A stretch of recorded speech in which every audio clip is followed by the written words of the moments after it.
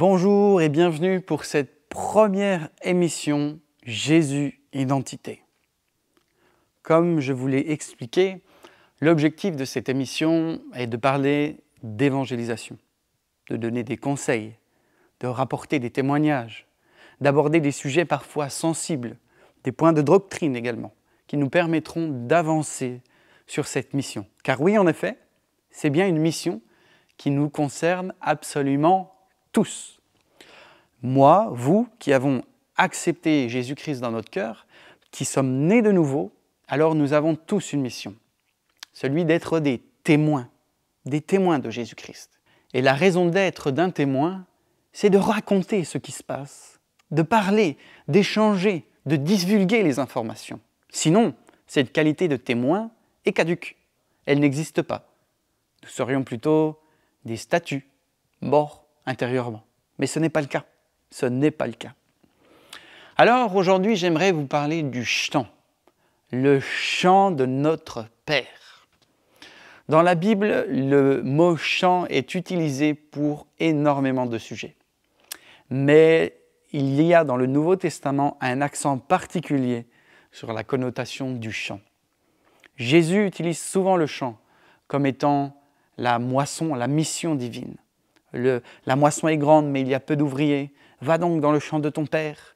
La parabole de ceux qui travaillent dans le champ, qui arrivent au fur et à mesure de la journée et qui touchent le même salaire. Le chant a vraiment une connotation particulière.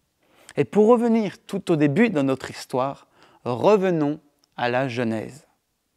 Dans le livre de la Genèse, Jésus place Adam et Ève dans le jardin d'Éden. Et il le place pour deux choses. Il les place dedans pour deux choses. Pour garder et cultiver ce jardin, nous dit la parole de Dieu. Garder et cultiver la terre où Dieu nous a mis. Alors mes amis, j'aimerais vous dire aujourd'hui, que faisons-nous de cette terre? Est-ce que nous la gardons et est-ce que nous la cultivons? J'aimerais reprendre les paroles de Jésus dans le Nouveau Testament, juste la fin d'une parabole dans Matthieu 13, 38, qui dit, c'est la parabole du semeur, « Le monde, c'est le champ. Le monde, c'est le champ. Et notre mission, c'est le monde. Dieu nous a donné comme héritage le monde. Nous avons perdu une partie de cet héritage parce que le péché est rentré dans le monde, mais il est temps pour nous. Il est temps pour nous. Il est temps pour nous de récupérer cet héritage. Amen. Mais pour récupérer un héritage, il ne suffit plus d'être témoin. Il faut être acteur. Car un acteur fait une démarche. Acteur de terrain. Il fait une démarche. Il se lève. Il va récupérer son bien. Et il ne laisse pas son dû être dilapidé par des imposteurs.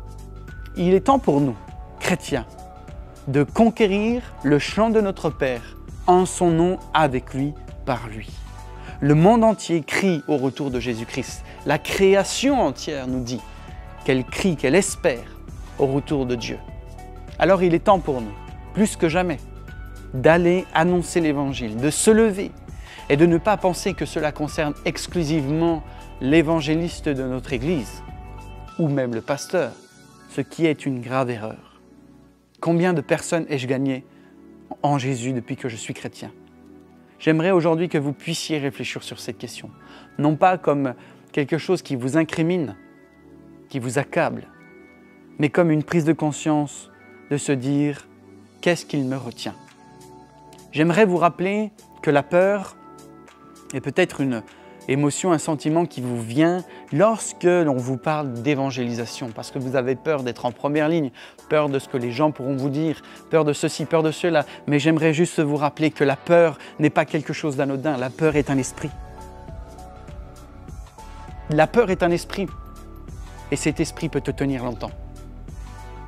Il commence par un mensonge, et quand tu prends ce mensonge contre acquis, comme acquis, alors il te tient à vie. Il est temps pour nous de sortir de ces mensonges, de prendre notre mission et d'aller récupérer notre héritage, le champ de notre Père. Alors pour conclure, j'aimerais juste prier, une simple prière.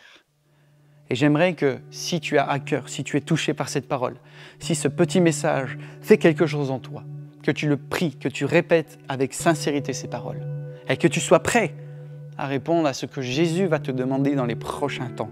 Parce que si tu pries, il réagit. Si tu pries, il réagit. Alors, faisons ensemble cette prière.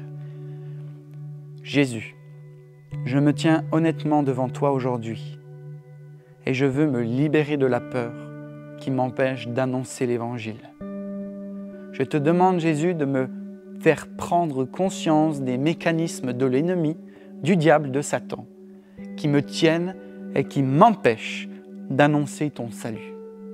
Aujourd'hui, Jésus, je te demande pardon d'avoir accepté le mensonge de la peur et je souhaite quitter le rivage pour aller dans cette belle mission qui est l'annonce de l'Évangile.